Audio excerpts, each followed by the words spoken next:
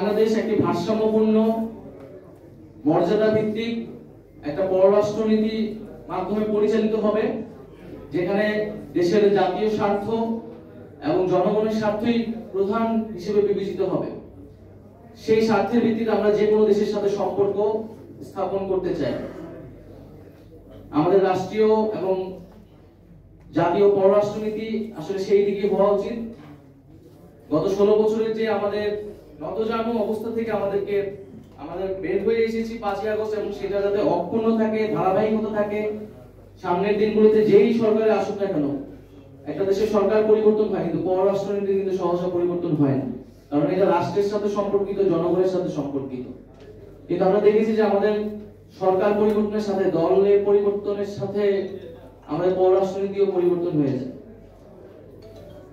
তো আমরা বলবো যে আজকের এই আয়োজন থেকে যে ভারতের সাথে বাংলাদেশের সম্পর্কের ব্যাপারে আমরা এর আগেও স্পষ্ট করেছি যে সমতা, ন্যায্যতা এবং মর্যাদার ভিত্তিতে আমরা যে কোনো দেশের সাথে সম্পর্ক স্থাপন করতে আগ্রহী।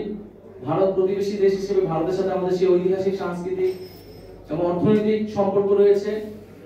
আমরা সেটাকে কন্টিনিউ করতে চাই, বাংলাদেশ সেটা কন্টিনিউ করবে, এটা আমাদের প্রত্যাশা থাকবে, কিন্তু অবশ্যই সেটা সমতা এবং ন্যায্যতার ভিত্তিতে।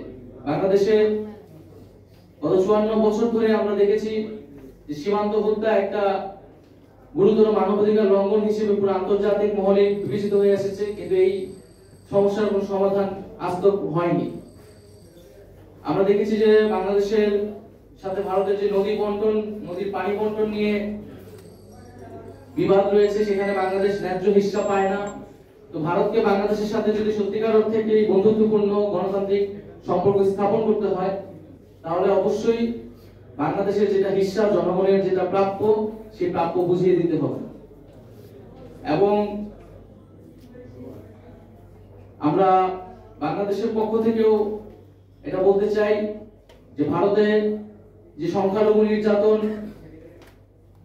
হয়ে এসেছে এবং এখনো নানা সংখ্যালঘু নির্যাতনের কথা আমরা শুনতে পাই, সেখানে মুসলিম, দলিত থেকে শুরু করে বিজেপি সরকার দ্বারা নির্যাতিত হচ্ছে, আমরা সেই নির্যাতনের তীব্র নিন্দা এবং প্রতিবাদ জানাই। আমরা দেখি যে ভারতীয় মিডিয়াগুলো বাংলাদেশে 5ই আগস্টের পর থেকে বাংলাদেশ বিরোধী প্রচারণায় ব্যস্ত, বাংলাদেশে হিন্দু নির্যাতনের গল্প তারা প্রচার করছে। আমরা বারবারই সাম্প্রদায়িক সম্প্রীতির কথা বলে এসেছি।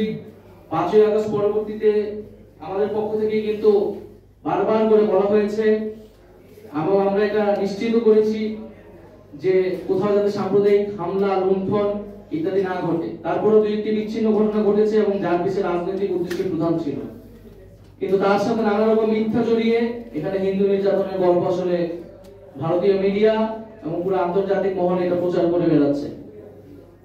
আমরা মনে করি রাজনৈতিক হস্তক্ষেপের উদ্দেশ্যেই হিন্দু নির্যাতনের গল্প প্রচার করা হচ্ছে, এবং এই ধরনের গল্প প্রচার বন্ধ করা উচিত। শেখ হাসিনা এবং আওয়ামী লীগের নেতাকর্মীরা এখনো ভারতে অবস্থান করছে।